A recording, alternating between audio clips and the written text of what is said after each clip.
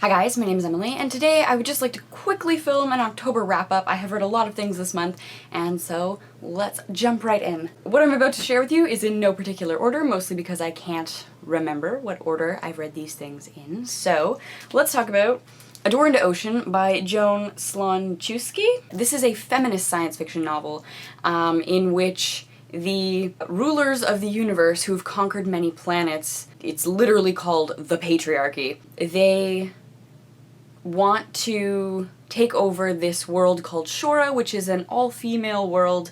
They have bred out the need for males, and it's about the conflict that happens when the patriarchy deems Shora too dangerous to not be colonized.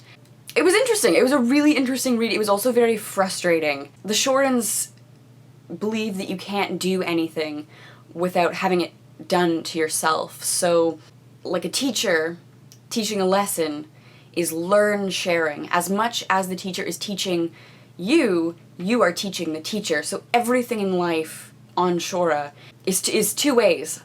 So when the Valens come and they start murdering people, they don't have that concept, because why would you want to share death? Why would you hasten death?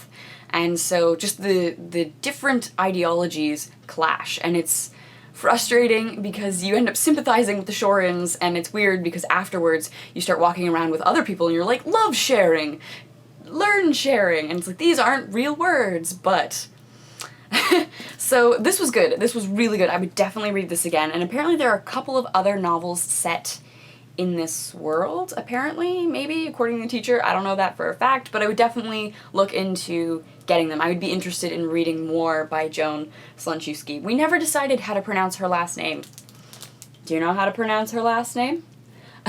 This ZC is the part that trips me up. So if you know how to pronounce this, write it phonetically in the comments below. But yeah, 4 out of 5 stars, really like this.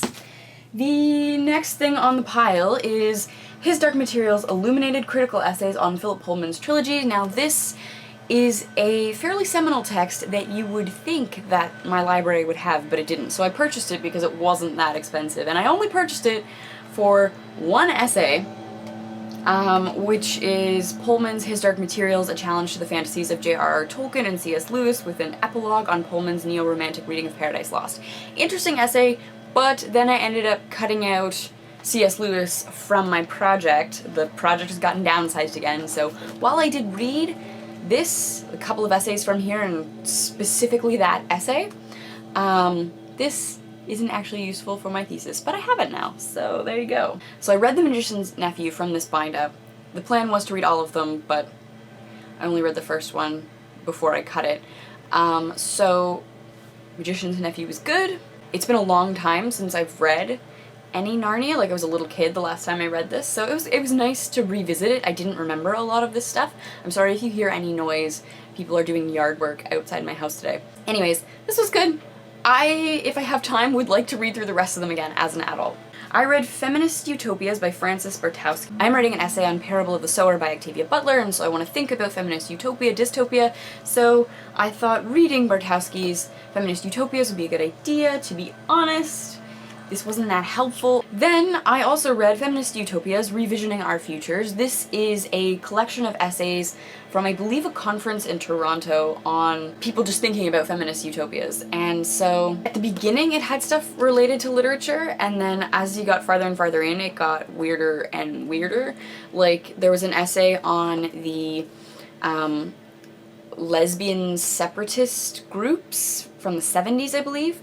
So they wanted to create all-female spaces, and so they moved into the States. A bunch of lesbians just bought some land, moved into the States, started farming the land, and it was a woman community. But yeah, this wasn't particularly helpful for my essay either, but I read it, so there you go. I read Struwwelpeter, this guy. So this is a collection of German kind of like moral poetry story things for children. It's part of the fairy tale course that I am TAing. They're just really disturbing things for children. I think my favorite is this one, The Dreadful Story About Harriet and the Matches.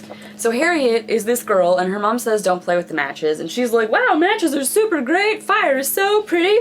And then she ends up lighting herself on fire. Can you see that?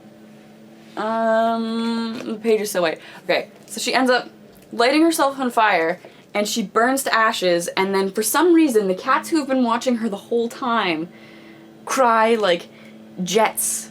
They cry jets. And for some reason the cats couldn't cry when she was actually on fire, but now that she's dead, they can produce like hose worth of water. So anyways, the cats cry for her because she burned to death. So lovely, lovely stuff like that for children. I didn't really enjoy this, but I have to read it because I'm a teaching assistant for this course. So there we go. So I also read Catching Them Young too, which is a book about political ideas in children's fiction, and this is more about comic books and stuff, so it wasn't particularly helpful for my thesis. I skimmed it a little bit, and there wasn't a lot that I could use from this. So I read fantasy literature for children and young adults, literature for today's young adults, and young adult literature, background, and criticism. I don't know if you can see that. Some of it was helpful, some of it was really not, some of it feels really dated. I guess the whole idea is that young adult is a very contested term.